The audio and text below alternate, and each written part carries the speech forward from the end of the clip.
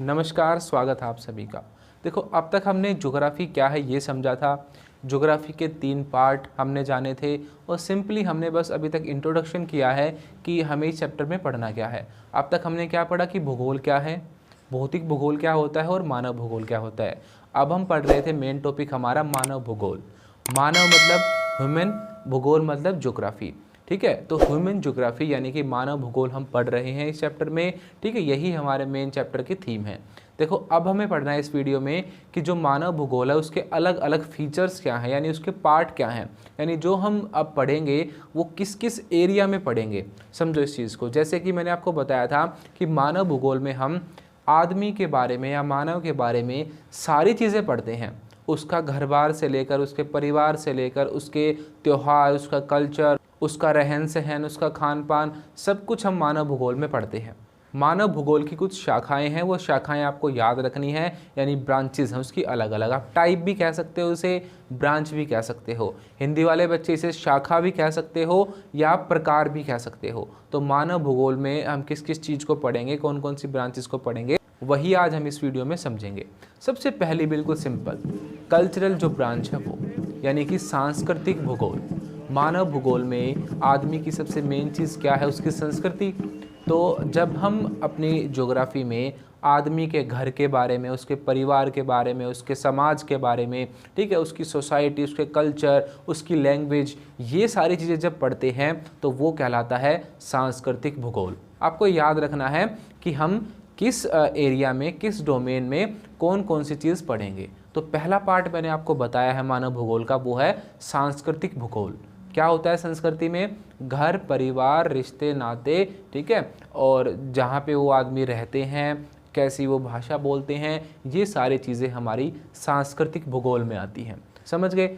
मानव भूगोल का पहला पार्ट है सांस्कृतिक भूगोल। एक पॉइंट हमने पढ़ा सांस्कृतिक भूगोल। अब दूसरा है हमारा आर्थिक भूगोल। आर्थिक का मतलब क्या? यानी कि इकोनॉमी से रिलेटेड चीज़। आदमी वर्ड में या मानव वर्ड में एक फीमेल भी शामिल है और मेल भी शामिल है। तो मेल हो या फीमेल, मैं यहाँ पे मानव वर्ड यूज़ करूँगा या आदमी वर्ड यूज़ करूँगा, ह्यूमन यूज़ होगा इसमें। पूरी स्पीसीज़ की बात हो रही है, पूरी प्रजाति की बात कर रहा हूँ मैं, मानव प्रजाति। तो एक मानव जो है वो आर्थिक क्रियाएं जो भी करता है, जैसे कि बिल्कुल सिंपल, अब मैं हूँ, मैं टीचिंग करता हूँ, ठीक है, आप हैं, आपके पेरेंट्स हैं, वो कुछ ना कुछ काम करते होंगे, वो पैसा कमाते होंगे, क्योंकि आज के टाइम पे अर्निंग के बिना तो लाइफ पॉसिबल ही नहीं है, खाना भी नहीं मिलेगा अगर हम कमाएंगे नहीं तो आर्थिक में आएगा हमारे जो भी चीज़ें करके हम पैसा कमाते हैं, ठीक है, चाहे उसमें हम प्रोडक्शन करें, चाहे खेती करके कमाएं, चाहे नौकरी करके कमाएं, वो कहलाता है मानव भूगोल का कौन सा पार्ट? आर्थिक वाला पार्ट। तो दो हमने पढ़े, पहला है सांस्कृतिक पार्ट, दूसरा है इकोनॉमिक पार्ट यानी कि आर्थिक भूगोल। तो मानव भूगोल के दो टाइप हो गए, पहला है सांस्कृतिक, दूसरा है आर्थिक। इसके अलावा भी बहुत सारे और डोमेन हैं हमारे जिसमें हम मानव भूगोल को पढ़ेंगे। जो हमारी पूरी बुक चलेगी आगे उसमें यही चीज़ें हम पढ़ेंगे। तीसरा पॉइंट है हमारा जनसंख्या भूगोल यानी कि पॉपुलेशन ज्योग्राफी। अब आप नाम से ही समझ रहे हो सारी चीज़ों को। पहले वाला क्या था? सांस्कृतिक यानी कल्चर की बात हो रही है। दूसरा क्या था? इकोनॉमिक यानी कि आर्थिक यानी कि पैसे की बात हो रही है, ठीक है। तीसरा अब क्या आया है? जनसंख्या। अब पॉपुलेशन की बात हो रही है, कितने बच्चे हैं, कितने बड़े हैं, कितने बूढ़े हैं, कितने आदमी मरे, कितने पैदा हुए, इन सारी चीज़ों को जब हम ज्योग्राफी में पढ़ते हैं तो ये कहलाता है हमारा जनसंख्या भूगोल। इंग्लिश में बोलेंगे पॉपुलेशन ज्योग्राफी, यानी कि ज्योग्राफी का वो पार्ट जिसमें कि हम पॉपुलेशन की स्टडी करते हैं। तो 3 पार्ट हो गए। उसके अलावा अगला पार्ट होता है ऐतिहासिक भूगोल। ये भी बिल्कुल सिंपल, आपको सारे नाम से ही पता चल रहे होंगे। ऐतिहासिक का मतलब क्या कि पुराने टाइम से जो चीज़ें चली आ रही हैं, यानी हिस्ट्री से जो चीज़ें चली आ रही हैं। देखो, जैसे कि पहले के टाइम पे जो है आदमी किस तरीके से रहते थे, कैसे उनका खाना पीना था, या कैसे उनका शरीर था, कैसे उस टाइम का एनवायरनमेंट था, ठीक है, हर चीज़ का फ़र्क पड़ता है ना आदमी के ऊपर। तो यही इसमें पढ़ते हैं हम। समय बीतने के साथ साथ क्या क्या चेंजेस हुए हैं आदमी के साथ, वो कहलाता है हमारा ऐतिहासिक भूगोल। पुराने टाइम पे कैसी चीज़ें थी, आज के टाइम पे कैसी चीज़ें हैं, जब हम इन सभी को पढ़ते हैं तो वो आता है हमारा ऐतिहासिक भूगोल के अंडर। समझे अब तक? सांस्कृतिक, जब हम आदमी के घर परिवार, उसकी भाषा, उसके कल्चर के बारे में पढ़ें, उसके अलावा आर्थिक, जब हम उसे पैसे यानी जो भी प्रोडक्शन होता है या नौकरियां होती हैं उनके बारे में पढ़े तो वो क्या हो गया, आर्थिक हो गया। तीसरा क्या था, जनसंख्या भूगोल, जब हम पॉपुलेशन के बारे में पढ़ते हैं तो वो हो गया हमारा जनसंख्या भूगोल। उसके बाद हमने फोर्थ पढ़ा है ऐतिहासिक भूगोल, यानी कि पुराने टाइम से अब तक जो भी चेंजेस हुए हैं, जो भी चीज़ें बदली हैं, जो भी चीज़ें हमारी सोसाइटी में हुई वो सारी आ गई हमारी ऐतिहासिक भूगोल में। अब और भी कई सारे पार्ट हैं मानव भूगोल के। अगला पार्ट हमारी बुक में दे रखा है राजनीतिक भूगोल। अब देखो समय के साथ राजनीति भी तो बदली है। पहले के टाइम पे राजा हुआ करते थे, उनकी पॉलिटिक्स अलग टाइप की थी, ठीक है। फिर जो है अंग्रेज आए, उनके टाइम पे राजनीति अलग टाइप की थी। फिर हम आज़ाद हुए, उसके टाइम पे अलग टाइप की राजनीति थी। ये तो मैंने आपको सिर्फ भारत की बताई कि राजा थे, फिर अंग्रेज आए, फिर ये आए। ऐसे ही पूरी दुनिया में राजनीति बदली है ना समय के हिसाब से। मानव भूगोल में राजनीति भी एक बहुत इंपॉर्टेंट पार्ट है, क्योंकि आदमी जो है वो राजनीति से डायरेक्ट जुड़ा हुआ है। तो राजनीति में जो चेंजेस होते हैं यानी जो पॉलिटिकल चेंजेस होते हैं वो भी हम ज्योग्राफी में पढ़ते हैं। मानव भूगोल का एक पार्ट बनता है हमारा राजनीतिक भूगोल, समझ गए। तो मानव से रिलेटेड कौन सी चीज़, राजनीति यानी पॉलिटिकल ज्योग्राफी। उसके बाद हमारा अगला पार्ट है नगरीय भूगोल। नगर मतलब क्या, सिटीज़, अर्बन चीज़ें यानी कि, ठीक है। तो इसे बोलेंगे हम अर्बन ज्योग्राफी, यानी कि नगरीय, जब सिटीज़ डेवलप हो रही हैं उनके बारे में जब हम पढ़ते हैं ज्योग्राफी में तो वो कहलाता है मानव भूगोल का कौन सा पार्ट, अर्बन वाला पार्ट, अर्बन ज्योग्राफी या नगरीय भूगोल। समझ गए, सारे हमारी बुक में दे रखे हैं और हमें पता होने चाहिए कि कौन कौन से पार्ट है मानव भूगोल के। आपसे क्वेश्चन बिल्कुल बन सकता है यहाँ से कि मानव भूगोल क्या है और उसके अलग अलग शाखाएं बताओ या उसकी ब्रांचेस बताओ, तो आपको यही सारी बतानी है। अब एक और रहती है हमारी, बिल्कुल सिंपल है, वो है आवास भूगोल। ये तो आप नाम से बता दोगे, आवास का मतलब क्या है, जहाँ पे हम रहते हैं, हमारा जो घर है वही तो है आवास। अलग अलग टाइप के लोगों के अलग अलग आवास होते हैं, आप देख सकते हो। मैं यहाँ पे आपको पढ़ा रहा हूँ, यहाँ पे भी हमारी जो बिल्डिंग है ये हमारा आवास है। उसके अलावा आप रहते होगे, वो घर आपका आवास है, ठीक है। तो हर आदमी का अलग अलग आवास होता है। जनजाति जो लोग होते हैं वो जंगलों में रहते हैं, वो उनका आवास है। आवास जो है उनके भी बहुत सारे प्रकार होते हैं। गाँवों में घर अलग तरह के होते हैं, शहरों में अलग तरह के होते हैं, ठीक है। जंगलों में अलग तरह के होते हैं, पहाड़ों पे अलग तरह के होते हैं। तो इन्हीं सारे डिफरेंसेस को हम पढ़ते हैं इस वाले पार्ट में, आवासीय भूगोल में। इंग्लिश में हम बोलेंगे सेटलमेंट ज्योग्राफी। सेटल होना होता है ना, कहीं पे हम रहते हैं तो हम वहाँ पे सेटल हो जाते हैं, तो इसीलिए इसको बोलते हैं सेटलमेंट। तो सेटलमेंट ज्योग्राफी क्या होगी, आवासीय भूगोल, यानी आदमी जहाँ पे रहते हैं उनके बारे में जानना पढ़ना। तो ये सारे पार्ट थे हमारी ज्योग्राफी के, कौन सी ज्योग्राफी के, ह्यूमन ज्योग्राफी के, मानव भूगोल के। तो मानव भूगोल के इतने सारे पार्ट हैं, उसमें सांस्कृतिक भी है, आर्थिक भी है, राजनीतिक भी है, ऐतिहासिक भी है, आवासीय भी है, नगरीय भी है, ठीक है। ये सारे जो हैं हमारे क्या हैं, मानव भूगोल के ही पार्ट हैं। आपका सबसे पहला काम है सारी चीज़ों को समझना। समझने के बाद आप वीडियो को दोबारा से देखना, फिर अपने नोट्स बनाना। पहले आप सिर्फ वीडियो को देखो और समझो। अब तक जो जो मैंने पढ़ाया वो समझ में आया ना आपको। अब आपसे यहाँ से क्या क्या क्वेश्चन पूछ सकते हैं, देखो पहले हमने पढ़ा था 3 डेफिनेशन। सबसे पहली तो भूगोल की डेफिनेशन आपसे पूछेंगे 2 नंबर में, यानी ज्योग्राफी क्या है सिंपली ये पूछेंगे, तो वो डेफिनेशन आपको याद करनी है। उसके बाद आपसे पूछ सकते हैं भौतिक भूगोल और मानव भूगोल में क्या अंतर है, तो आप बताओगे भौतिक भूगोल तो वो सारी चीज़ें जो हमें पृथ्वी पर दिखती हैं, और जब हम आदमी यानी कि मानव और पृथ्वी जो हमारी धरती है उसके रिलेशन को पढ़ते हैं वो है मानव भूगोल। मैंने मानव भूगोल की आपको डेफिनेशंस भी लिखवाई थी, तो उनको भी अच्छे से याद कर लेना। तो यहाँ से आपसे 2-2 नंबर के क्वेश्चन बन सकते हैं, तीनों में से कोई भी, या तो ज्योग्राफी पूछेंगे या मानव भूगोल क्या है ये पूछेंगे।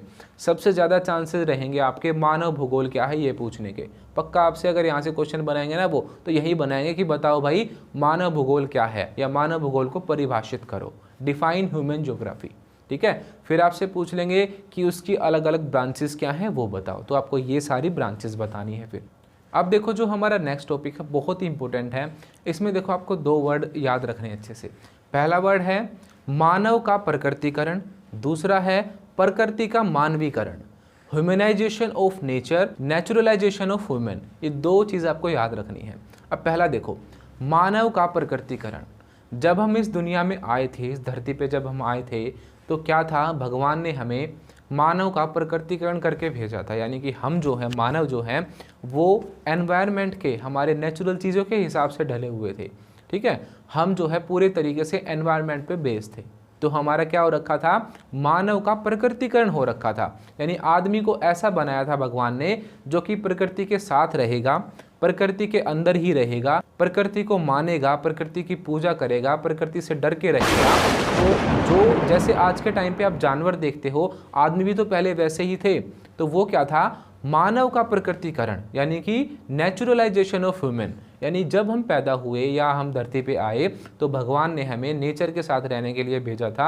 लाखों करोड़ों साल पहले की तो आप बात छोड़ो, हजारों सालों पहले भी अगर आप जाओगे तो भी आप देखते हो कि मानव जो है वो प्रकृति में ही रहता था, प्रकृति के ही हिसाब से चलता था। तो यही था मानव का प्रकृतिकरण। जब आदमी आदिवासियों जैसा जीवन बिताते हैं तो वो है मानव का प्रकृतिकरण। यानी कि अपने खाने पीने के लिए वो प्रकृति पर डिपेंड रहें, दूसरा अपने रहन सहन के लिए वो प्रकृति पर डिपेंड रहें। जो भी चीज़ें हमारे नेचर में हैं अगर हम उनके हिसाब से चलें तो वो है मानव का प्रकृतिकरण। यानी कि आदमी प्रकृति के हिसाब से रह रहा है।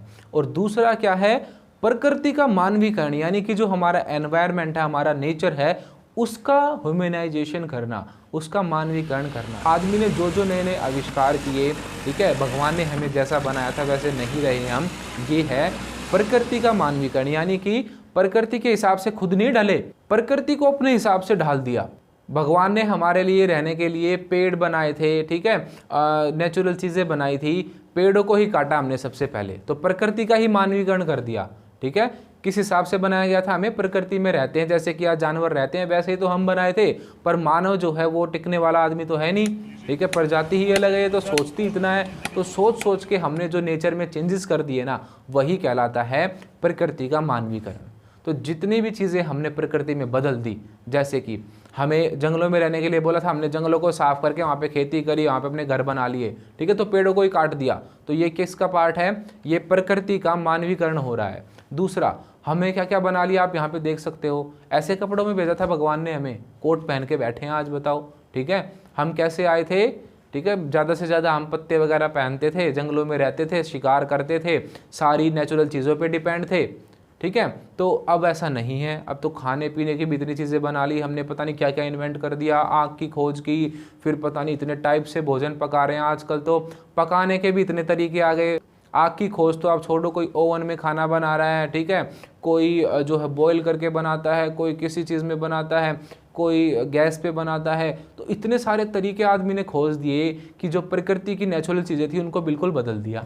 आसमान में जाने की भगवान ने बोली थी हमें, हमने रॉकेट बनाया और आसमान में पहुंच गए। बनाया था आदमी को इस लायक कि वो उड़ के आसमान में जा सके, पक्षियों को बनाया था कि वो उड़ सकते हैं। अब आदमी उड़ रहे हैं, पंख लगा के उड़ते हैं। रेस 3 में सलमान खान को देखा वो कैसे उड़ के गया था। ठीक है, तो आजकल क्या है, हम जो है हमने पृथ्वी को बिल्कुल चेंज कर दिया है। समुद्र में भी पहुंच गए हम, वहीं डाइविंग करते हैं, मछलियों के साथ तैरते हुए आदमी आपको दिखता है। मानव को ऐसा नहीं बनाया था, बाय बर्थ हमें स्विमिंग नहीं आती, आपको पता है ये बात। ठीक है, तो हमें नेचर ने तो ऐसा नहीं बनाया, पर हमने वो चीज़ भी सीख ली और पानी में भी घुस गए। दूसरा, हमें जंगलों में छोड़ा गया था, हमने जंगल ही काट दिए, उसको भी चेंज कर दिया।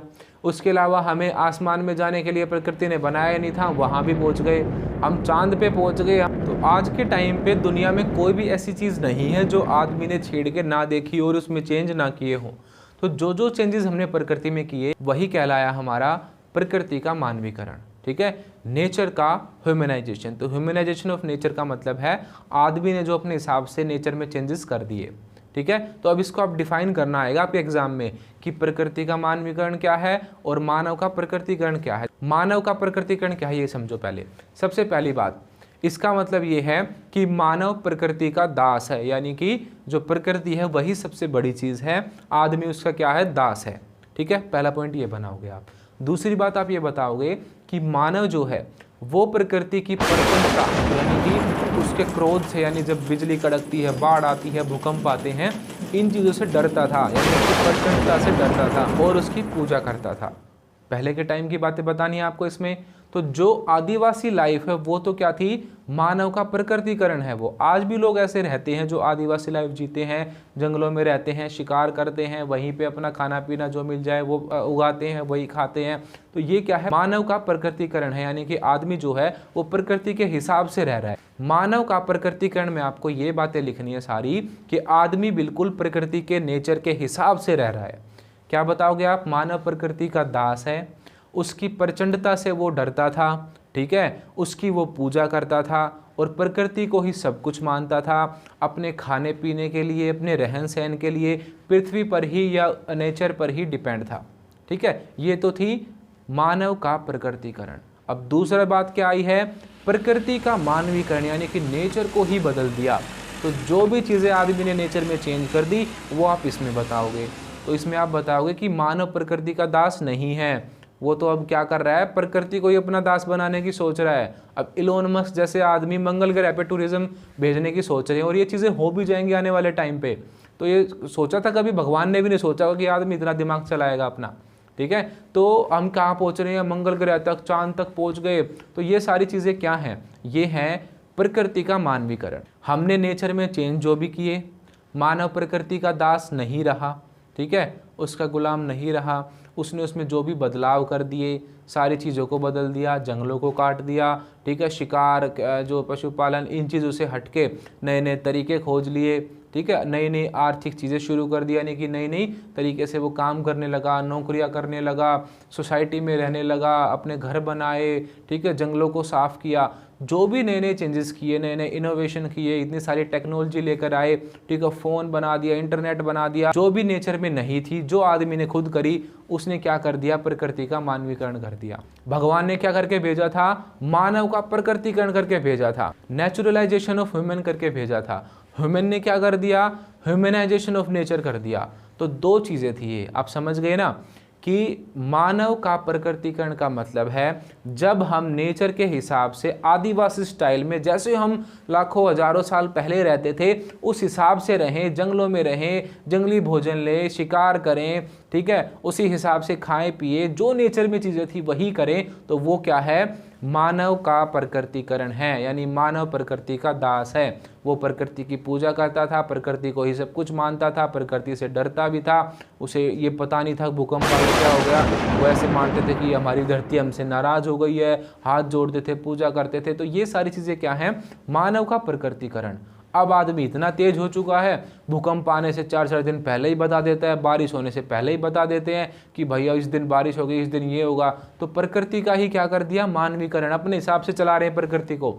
देख रहे हैं ना आप, दुबई जैसे सिटी में बारिश भी आर्टिफिशियली कराई जाती है, तो बादलों को भी बना रहे हैं खुद ही, बारिश भी करा रहे हैं खुद ही। तो आदमी तो आज अलग ही लेवल पे चल रहा है। तो हमने क्या कर दिया है, सारे के सारे नेचर का ह्यूमनाइजेशन कर दिया है। तो ये दो चीज़ें थी यहाँ पे। अगर आपको ये बात समझ में आ गई कि मानव का प्रकृतिकरण क्या है और प्रकृति का मानवीकरण क्या है, तो जो नेक्स्ट टॉपिक है हमारा वो भी आप बिल्कुल अच्छे से समझ जाओगे अपने आप ही। हमने क्या समझा कि अगर आदमी पुराने स्टाइल से रहेगा, आदिवासियों की तरह जीवन जिएगा, प्रकृति का दास बन के रहेगा, यानी प्रकृति का गुलाम बन के रहेगा, तो वो क्या है, मानव का प्रकृतिकरण। अगर आदमी जो आज कर रहा है प्रकृति में फेरबदल करेगा, नई नई चीज़ें ऐड करेगा, प्रकृति को बदल देगा अपने हिसाब से, तो मानव अगर अपने हिसाब से बदलेगा तो वो हो जाएगा प्रकृति का मानवीकरण। मानव का प्रकृतिकरण पुरानी लाइफ, आज के हिसाब से जो चल रहा है वो क्या है, प्रकृति का मानवीकरण, ठीक है। अब यहीं से दो वर्ड निकल के आते हैं, एक वर्ड है निश्चयवाद, एक वर्ड है संभववाद। अब दोनों वर्ड को अगर आप समझोगे तो आप यहीं से इसका मीनिंग निकाल सकते हो। निश्चय का मतलब क्या होता है, फिक्स हो कोई चीज़, ठीक है, डिटरमाइन हो। इंग्लिश में बोलेंगे इसे एनवायरमेंटल डिटर्मिनिज्म, यानी कि फिक्स है वो चीज़, निश्चय है उस चीज़ का। आपने निश्चय वर्ड खूब सुना कि एक चीज़ के लिए निश्चय कर लो, बिल्कुल उसी के अलावा कुछ भी मत सोचो। तो निश्चयवाद ऐसी सोच है, यहाँ पे ज्योग्राफी में जो हम पढ़ रहे हैं, जो ये सोचती है कि पृथ्वी में, यानी जो एनवायरनमेंट है, नेचर में कोई भी चेंज नहीं किया जा सकता। यानी कि जो थिंकिंग किसकी थी, मानव का प्रकृतिकरण वाली है कि हमें जैसे प्रकृति में भेजा गया है हमें वैसा ही रहना चाहिए, वो थिंकिंग क्या कहलाती है, निश्चयवाद। यानी कोई भी चीज़ चेंज नहीं हो सकती, निश्चय है, फिक्स है। जैसे आप दिमाग में अपने बिठा लो कि मैं तो पढ़ ही नहीं सकता, मैं तो टॉप ही नहीं कर सकता अब की बार, तो आपके दिमाग में क्या हो गया, फीलिंग आ गई कि कुछ भी नहीं हो सकता, तो वो क्या हो गया, निश्चयवाद। जो लोग ये सोचते हैं कि प्रकृति में कोई भी चेंज नहीं हो सकता, वो कहलाते हैं निश्चयवादी, या वो थिंकिंग कहलाती है निश्चयवाद, एनवायरमेंटल डिटर्मिनिज्म इंग्लिश में कही जाएगी ये, ठीक है। और जो आदमी ये सोचते हैं कि भाई कि कुछ भी चेंजेस हो सकते हैं, जिनके भी अंदर नेचर में छेड़छाड़ करने का कीड़ा है ना, उनकी थिंकिंग कौन सी है, संभववाद। ये भी संभव है, ये भी पॉसिबल है, ये भी हो सकता है, ये भी हो सकता है, ठीक है। तो इंग्लिश में बोलेंगे एनवायरमेंटल पॉसिबलिज्म, यानी वो चीज़ पॉसिबल है। और दूसरी क्या है, डिटरमाइन है, वो डिटर्मिनिज्म, यानी वो चीज़ फिक्स है, निश्चय है, कोई भी चेंज नहीं हो सकता। और संभववाद क्या है, संभव है भाई, चेंजेस हो सकते हैं। तो दो थिंकिंग है ये, एक है निश्चयवाद जो कि किसका फेवर करते हैं, मानव के प्रकृतिकरण का, नेचुरलाइजेशन ऑफ ह्यूमन का, कि जैसे भगवान ने भेजे थे हमें वैसा ही रहना चाहिए। मैंने अभी आपका एग्जांपल दिया था, अगर आप ये सोच लेते हो कि आप कुछ नहीं कर सकते, आप टॉप नहीं कर सकते, ये नहीं कर सकते, आप पढ़ नहीं सकते, कैसी थिंकिंग हो गए आप, निश्चयवादी थिंकिंग के हो गए आप, ठीक है। अगर आप सोचते हो संभववाद तरीके से, तो आप सोचोगे हाँ भाई हम इस चैनल पे आए हैं, सारे वीडियोस देखेंगे, अच्छे से पढ़ेंगे, नोट्स बनाएंगे, तो हम टॉप कर सकते हैं, संभव है टॉप करना।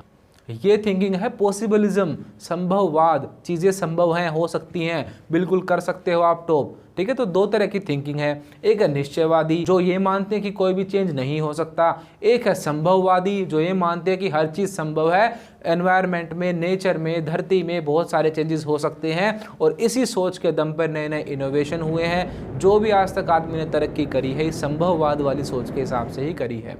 तो अगर प्रकृति का मानवीकरण हो रहा है तो वो कौन सी सोच है, संभववाद वाली सोच, कि हम नेचर को भी बदल सकते हैं, ये चीज़ भी संभव है। और अगर आदमी पुराने लाइफस्टाइल से रह रहा है तो वो है निश्चयवादी सोच, वो ये मानते हैं कि प्रकृति को बदला नहीं जा सकता। तो आप समझ गए, दो थिंकिंग है, एक है संभववाद, एक है हमारा निश्चयवाद, एनवायरमेंटल डिटर्मिनिज्म, एनवायरमेंटल पॉसिबलिज्म। चीज़ें पॉसिबल होती हैं संभववाद में, चीज़ें पॉसिबल नहीं होती, नेचर के हिसाब से चलना होता है निश्चयवाद में। समझ गए। अब दोनों ही चीज़ें एक्सट्रीम में बात करती हैं, ठीक है। निश्चयवाद वाले तो बिल्कुल ही इस थिंकिंग को मानते हैं कि भाई कुछ भी चेंजेस हो ही नहीं सकते, हमें करने ही नहीं चाहिए, जैसा भगवान ने बना के भेजा था ना वैसे ही बन जाओ, क्या करो, अपना लंगोटी पहनो, हुला लाला झिंगा लाला करते हुए जंगलों में घूमो, पढ़ाई लिखाई, काम धंधे, इंटरनेट, नई चीज़ें, इनोवेशन, कुछ मतलब नहीं है, बिल्कुल आदिवासी बन जाओ, वहीं शिकार करना, वहीं खेलना, ठीक है। तो वो तो हो गए निश्चयवादी सोच के। और संभववादी कैसे होते हैं, उनको कीड़ा होता है बिल्कुल कि भाई बदल देंगे सब कुछ, अच्छा हम अंतरिक्ष में नहीं जा सकते, रॉकेट बनाया अंतरिक्ष में पहुंच गए, हम उड़ नहीं सकते, जहाज बनाया उड़ने लगे, हम समुद्र में नहीं जा सकते, अपना जहाज बनाया समुद्र में पहुंच गए, ठीक है, तैरना सीख लिया। तो संभववाद वाले ऐसे सोचते हैं। तो दोनों ही चीज़ें एक्सट्रीम में जाती हैं। जो निश्चयवादी हैं वो बिल्कुल एक्सट्रीम में कहते हैं कि बिल्कुल प्रकृति का ही हर चीज़ फॉलो करो, और संभववाद वाले क्या करते हैं, वो बिल्कुल पागलों की तरह प्रकृति को चेंज करने में लगे हुए हैं, हर चीज़ को नई नई चीज़ें ला रहे हैं, नए नए इनोवेशन ला रहे हैं। तो इससे क्या हुआ, संभववाद भी गलत चीज़ हो गई और निश्चयवाद भी थोड़ी सी गलत सेंस में चला गया। क्यों, क्योंकि दोनों ही चीज़ एक्सट्रीमिटी में बात करती है। तो अब इसमें अच्छा रास्ता कौन सा होगा, देखो आज के टाइम पे हम ये तो कह नहीं सकते हम भाई लंगोट पहन के चलेंगे, भाई मैं पढ़ाना छोड़ दूंगा, इंटरनेट सब बंद करूंगा, यूट्यूब वगैरह बंद करके मैं जंगलों में जाऊंगा। ऐसे निश्चयवादी सोच तो मैं नहीं रख सकता, और ना ही मैं सिर्फ संभववादी सोच रख सकता हूँ, क्योंकि इससे क्या हो रहा है, प्रकृति को नुकसान हो रहा है, ठीक है। अगर हम जो है प्रकृति का गलत तरीके से यूज़ करते रहेंगे तो उसमें बहुत सारी चीज़ें गलत हो जाएंगी ना। तो संभववाद भी पूरे तरीके से फॉलो नहीं किया जा सकता। तो अब यहाँ पे एक और नई थिंकिंग निकल के आई, वो है बेस्ट थिंकिंग, यानी कि इन दोनों के बीच का रास्ता। क्या था, संभववाद में सब कुछ बदलने की बात हो रही थी, दूसरा निश्चयवाद में बिल्कुल भी बदलने की बात नहीं हो रही है। इन दोनों के बीच का रास्ता निकाला गया कि हम संभव भी बनाएंगे चीज़ों को, नई नई चीज़ें भी लेके आएंगे, पर हम एनवायरनमेंट का, अपने नेचर का भी ध्यान रखेंगे, अपने पर्यावरण को बचा के रखेंगे। जैसे कि अगर आप कारों का यूज़ कर रहे हो, व्हीकल्स का यूज़ कर रहे हो, तो आप जो है पोल्यूशन ना फैलाओ, इलेक्ट्रिक व्हीकल्स का यूज़ करो, सोलर चीज़ों का यूज़ करो। तो ये क्या है, एक नया रास्ता है ना। आज ऐसे ही तो चीज़ें बदल रही हैं कि हम पर्यावरण को भी बचा रहे हैं और साथ साथ क्या कर रहे हैं, संभववाद को भी फॉलो कर रहे हैं। तो ये है नया रास्ता, इसको बोलेंगे हम नव निश्चयवाद। पुराना निश्चयवाद क्या है? जो कि बिल्कुल फिक्स रहने की बात करता है, पुराने तरीके से रहो, प्रकृति पे ही डिपेंड रहो, ऐसी बात करता है निश्चयवाद। पर अब नया रास्ता निकल के आया है, वो है नव निश्चयवाद, यानी कि चीज़ों में चेंजेस तो करो पर नेचर का ध्यान रखो, प्रकृति के साथ में प्यार प्रेम से रहो, चीज़ों को बिना नुकसान पहुँचाए अपनी तरक्की करो।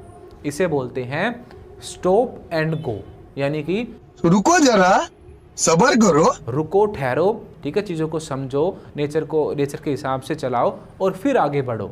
ठीक है, ये नहीं कि आगे बढ़ने के चक्कर में तुम नेचर को ही खराब कर दो, क्योंकि अगर नेचर खराब हो गया तो हम भी नहीं बचेंगे। तो संभववाद में क्या था, बहुत रैपिड स्पीड से हम आगे बढ़ने की बात कर रहे हैं, हर चीज़ को बदलने की बात कर रहे हैं, पर अब नई चीज़ निकल के आई है, संभववाद के बीच का रास्ता और निश्चयवाद के बीच का रास्ता। इन दोनों के बीच का रास्ता क्या है? नव निश्चयवाद, नियो डिटर्मिनिज्म। नियो मतलब नया, डिटर्मिनिज्म वही निश्चयवाद, तो नियो डिटर्मिनिज्म यानी कि नव निश्चयवाद निकल के आया। इसमें किसकी बात होती है? बीच के रास्ते की, मध्यम मार्ग की। जैसे कि महात्मा बुद्ध ने भी कभी उपदेश दिए थे ना कि हमें ना तो ज़्यादा कठोर तपस्या करनी चाहिए और ना ही बिल्कुल जो है विलासी का जीवन यानी कि लग्जरी लाइफ जीनी चाहिए, हमें बीच का रास्ता अपनाना चाहिए। तो नियो डिटर्मिनिज्म का मतलब है बीच का रास्ता, स्टॉप एंड गो, यानी रुको जरा, सब्र करो, एनवायरनमेंट को साथ लेकर चलो अपने विकास में। ठीक है, तो जब भी ऐसी बात हो कि एनवायरनमेंट को साथ लेकर आगे बढ़ने की बात हो तो वो कहलाएगा हमारा नव निश्चयवाद, नियो डिटर्मिनिज्म। तो ये टॉपिक बहुत इंपॉर्टेंट थे, यहाँ से आपके क्वेश्चन पक्का बनेंगे। आपसे या तो ये पूछेंगे कि मानव का प्रकृतिकरण क्या है, प्रकृति का मानवीकरण क्या है, या आपसे यही पूछेंगे कि ये बताओ भाई कि निश्चयवाद क्या है और संभववाद क्या है। तो 2 नंबर में भी और 4 नंबर में भी कैसे भी आपसे ये चीज़ें पूछी जा सकती हैं, तो इनको अच्छे से समझना आप। तो ये वाली वीडियो हम यहीं पे ख़त्म करेंगे। मैं आपको एक बार दोबारा से रिवाइज़ करा देता हूँ। देखो, मेन चीज़ इसमें क्या थी? मानव का प्रकृतिकरण, यानी कि आदमी जो जैसा भगवान ने भेजा था, नेचर के हिसाब से रहने वाला, नेचर से डरने वाला, नेचर की पूजा करने वाला, नेचर के अंदर ही रहने वाला, नेचर से ही खाने वाला, नेचर में ही रहने वाला, नेचर में ही सोने वाला, सब कुछ नेचर के हिसाब से करने वाला, नेचर का गुलाम जो है वो क्या है? मानव का प्रकृतिकरण। अब प्रकृति को जब चेंज कर दिया, हर चीज़ को बदल दिया, वो क्या कहलाया? प्रकृति का मानवीकरण, यानी कि मानव ने, ह्यूमन ने अपने हिसाब से नेचर को चेंज कर दिया। थिंकिंग क्या थी? 2 पहली थिंकिंग थी निश्चयवाद, यानी कि कुछ भी चीज़ नहीं बदली जा सकती, जैसे भगवान ने दिया है उसी चीज़ को फॉलो करो, जैसा हमें नेचर ने दिया है उसी चीज़ को फॉलो करो, निश्चयवाद। संभववाद, नया करने का कीड़ा, बिल्कुल बदल दो धरती को, ये कर दो, वो कर दो, हर चीज़ को चेंज कर दो। ठीक है, तो ये क्या था? संभववाद। अब दोनों ही चीज़ों के बीच का रास्ता क्या था? नव निश्चयवाद, यानी कि नियो डिटर्मिनिज्म। निश्चयवाद तो ठीक है, पर नए तरीके से करेंगे उसे, हम नेचर को साथ में लेकर चलेंगे, तरक्की भी करेंगे, आगे भी बढ़ेंगे, पर इन्वायरमेंट को भी बचाएंगे, तो संतुलन बनाएंगे, यानी बैलेंस बना के जब हम काम करेंगे तो वो क्या है? Neo determinism. और इसी चीज़ की हमें ज़रूरत है, इसी तरीके से हमें काम करना है।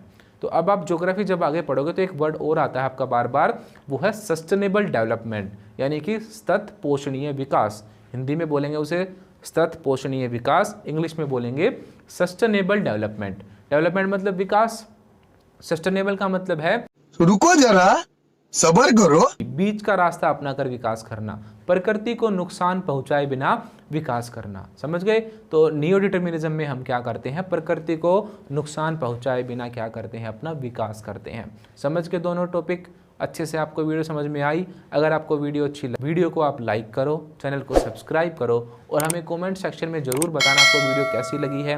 मैंने आपको इन टॉपिक्स को बहुत ही ईजी तरीके से समझाने की कोशिश की है। अगर आपको हमारी कोशिश पसंद आई है तो ज़रूर हमारी वीडियोज़ को लाइक करो और कमेंट सेक्शन में हमें ज़रूर बताना कि आपको हमारी वीडियोज़ कैसी लगी।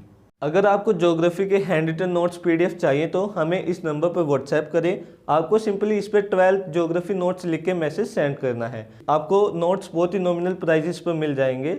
अगर आप अदर सब्जेक्ट्स के भी चाहते हैं तो आपको 12th लिख के आगे वो सब्जेक्ट मेंशन करना है। जैसे आपको हिस्ट्री की चाहिए तो 12th हिस्ट्री नोट्स, पॉलिटिकल की चाहिए तो 12 पॉलिटिकल नोट्स लिख के मैसेज सेंड करना है। And other details you will get on WhatsApp. Thank you.